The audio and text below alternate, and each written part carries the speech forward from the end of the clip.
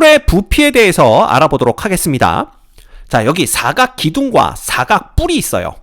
이 사각 기둥과 사각 뿔의 밑면을 이루고 있는 이 사각형은 두 개가 모양과 크기가 똑같은 합동인 사각형입니다.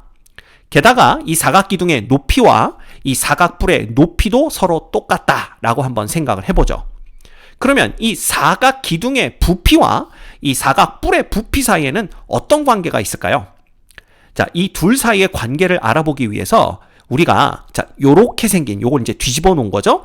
요렇게 생긴 컵을 하나를 준비한 겁니다. 그리고 이것도 하나의 컵이라고 생각을 해보세요. 그런 다음에 요 사각 뿔 모양의 컵에 물을 가득 채우는 겁니다. 그 다음에 그 가득 채운 물을 이 사각 기둥 모양의 컵에 이렇게 다 부어버리는 거죠. 그래서 이런 식으로 요 사각 뿔 모양의 컵에 물을 가득 채워서 몇 번 부으면 이 사각 기둥이 가득 차겠느냐라는 거예요.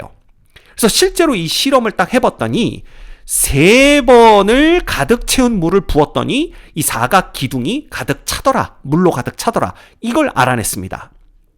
됐죠?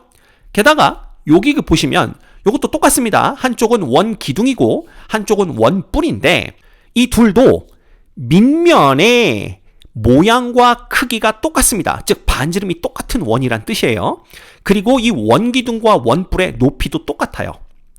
그러면 이 둘의 부피 사이엔 또 어떤 관계가 있을까? 이걸 또 알아보기 위해서 이 원뿔을 뒤집어 놓은 모양의 컵을 만든 겁니다. 그 다음에 이 원기둥 모양의 컵, 원래 컵은 이렇게 생겼으니까 이런 컵이 있다라고 한번 생각을 해보죠. 그래서 똑같은 실험을 한 거예요. 이 컵에 물을 가득 채운 다음에 이 컵에 이제 따라 부은 거죠. 그래서 몇 번을 따라 부으면 이 원기둥 모양의 컵이 가득 차겠는가? 이걸 실험을 해봤더니 3번을 따라 부어야 가득 차더라 라는 걸 알았습니다. 그래서 이러한 실험을 밑면의 모양이 사각형이나 원이 아닌 경우에 삼각형인 경우, 오각형인 경우, 육각형인 경우 모두에 대해서 실험을 했더니 이 뿔 모양의 컵에 물을 가득 채워서 3번을 반복해서 기둥 모양을 채우면 이 기둥이 물로 가득 채워지더라 라는 걸 알게 됐어요. 그래서 그렇다면 이 기둥과 뿔 사이의 부피 관계에는 이 기둥의 부피가 뿔의 부피의 3배와 같구나, 이런 관계가 성립한다라고 우리가 생각할 수가 있게 되는 거죠. 그래서 뿔의 부피는 밑면이 뿔의 밑면과 합동인 도형이고 높이가 뿔의 높이와 같은 기둥의 부피의 3분의 1과 같다라고 알려져 있습니다. 자, 그래서 여기 보시면 요 뿔의 부피는 밑면이 요 사각 뿔과 합동인 도형, 그래서 여기도 똑같은 사각형으로 되어 있고, 그 다음 높이가 이 뿔의 높이와 똑같은 사각 기둥 부피의 3분의 1이 되는 겁니다. 여기도 마찬가지죠. 그래서 이 원기둥 부피의 3분의 1이 요 원뿔의 부피와 같다, 이렇게 보시면 됩니다. 그런데 이걸 수학적으로 증명을 하려면요, 지금 중1 수준의 수학으로선 증명이 안 돼요. 그래서 중학교 1학년 때는 그냥 이런 모양의 컵에 물을 가득 채워서 3번 따라 부으면 이 기둥 모양의 컵이 물로 가득 차는구나, 그래서 그 사실로부터 이 기둥의 부피의 3분의 1이 이 뿔의 부피가 되겠구나 라는 걸 그냥 받아들이시는 수밖에는 없습니다. 됐죠? 그래서 이거 꼭 증명이 하고 싶으시면 우리 고등학교에 가서 미분 적분을 배우셔야 돼요. 그래서 적분 단원에 보면 왜 3분의 1인지 그걸 증명할 수 있는 그런 내용들이 나옵니다.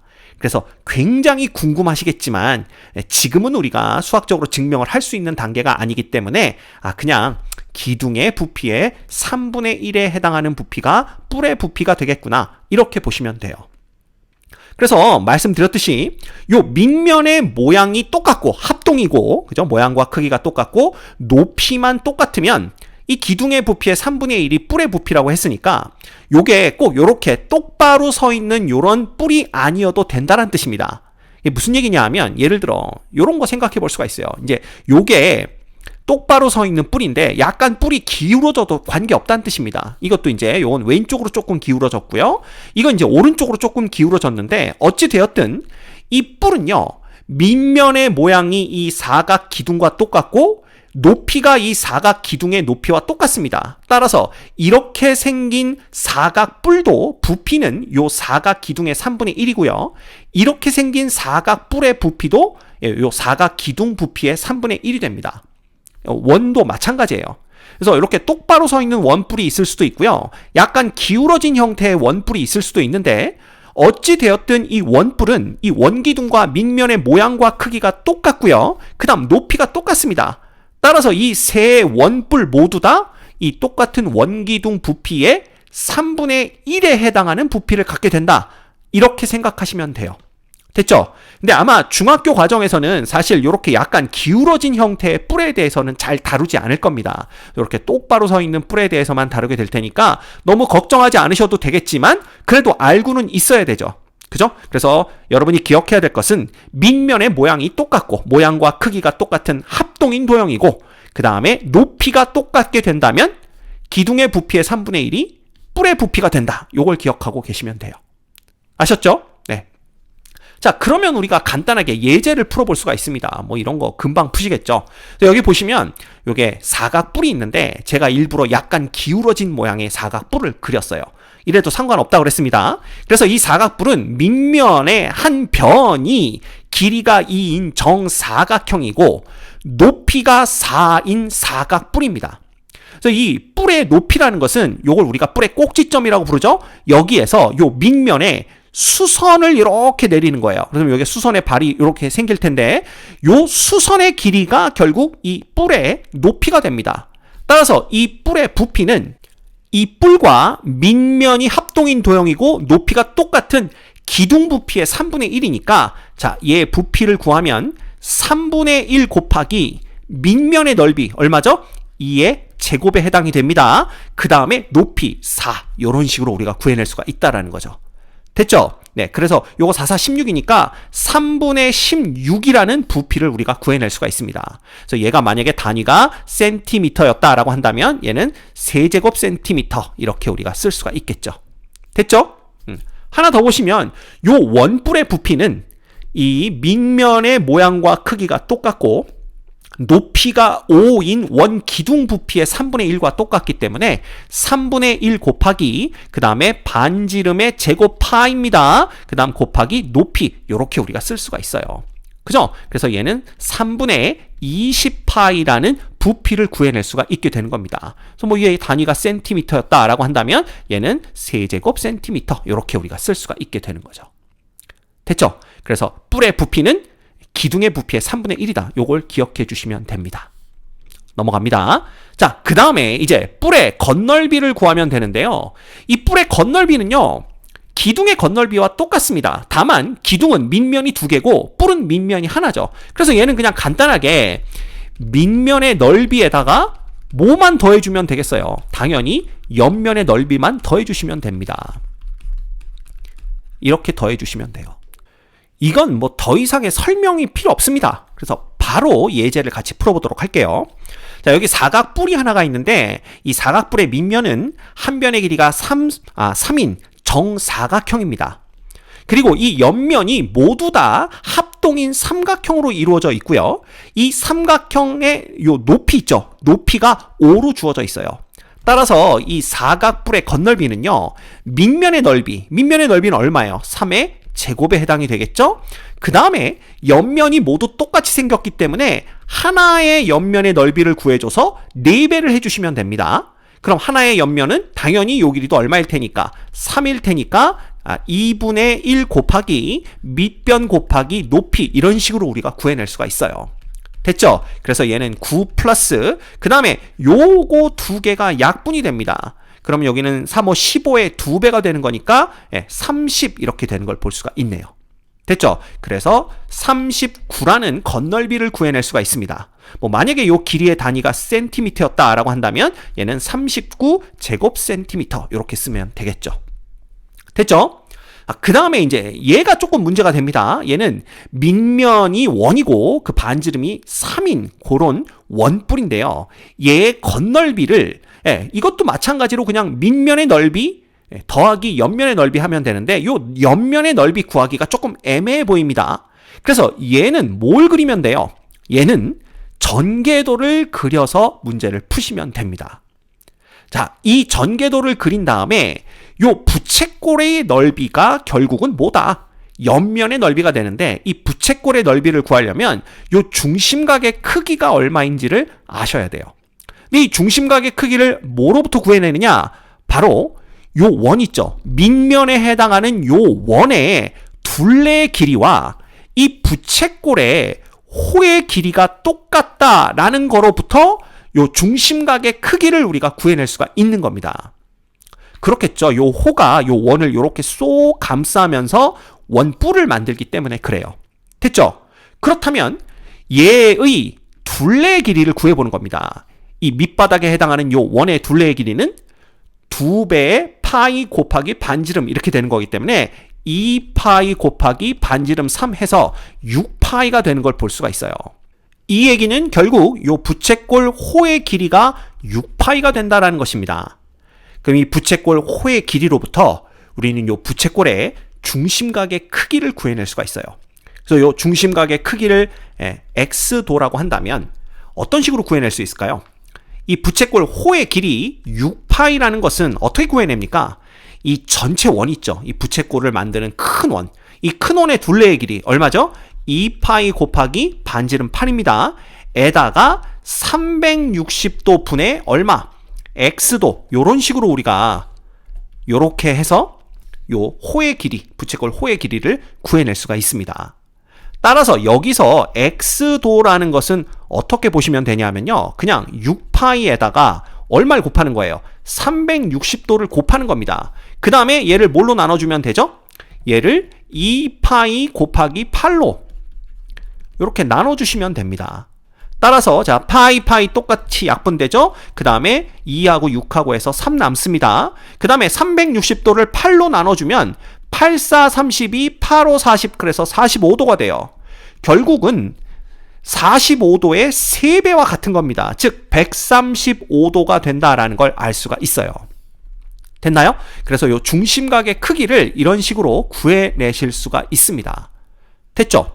그러면 이제 요 부채꼴의 넓이를 구할 수가 있기 때문에 이 원뿔의 건널비를 구하는 것도 가능해집니다.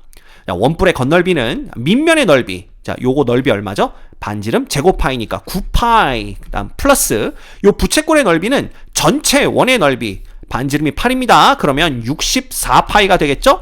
곱하기 그다음에 360분의 얼마가 되는 거예요? 분의 x도 이렇게 되는 겁니다. 근데 지금 x도가 얼마냐 하면 얼마예요? 135도 이렇게 되는 걸 볼 수가 있어요. 됐죠? 그래서 얘는 9파이에다가 더하기 그 다음에 요 135와 360은요 요거의 몇 배가 얘가 되느냐라는 건데 자 그러기 위해서 우리가 5로 나누어 볼 겁니다. 그죠? 그래서 360도분의 135를 약분을 해서 구해보면 자 5로 나누면 얘는 5, 7에 35, 5, 20 이렇게 되는 거고요. 그 다음에 5, 20 5, 20, 5, 35 되나요? 5, 20, 5, 7, 35 이렇게 되는 거죠. 그러니까 요거 똑같은 건 또 9로 나눠주면 9, 8에 72, 9, 3, 27 그래서 8분의 3이 되는 걸 볼 수가 있습니다. 결국 64파이 곱하기 8분의 3 이렇게 되는 거죠. 결국 얘는 9파이에다가 자 요거 약분하면 24파이가 돼요. 됐죠? 그래서 결국은 얘는 33파이가 되는 걸 볼 수가 있습니다. 그래서 만약에 요 길이의 단위가 센티미터였다라고 한다라면 정답은 33파이 제곱 센티미터 뭐 요렇게 쓸 수가 있겠죠. 이런 식으로 우리는 원뿔의 건널비도 구해낼 수가 있습니다. 자, 그런데 여기서 지금 우리가 요 건널비를 구하기 위해서 요 중심각의 크기가 몇 도인지까지 구해냈어요. 근데 사실은 이걸 구체적으로 알아내지 않아도 문제를 풀 수가 있습니다. 그걸 뭘 보시면 되냐 하면요. 요 부분을 보시면 돼요. 지금 우리가 요게 뭡니까? 이 큰 원의 둘레에다가 얼마를 곱했을 때 요 부채꼴 호의 길이가 되느냐 요걸 구한 거잖아요. 그래서 사실 이 x도라는 걸 구하지 않고 우리는 이 전체 360도에 대한 x도의 비율만 구해서 이 문제를 풀 수도 있습니다.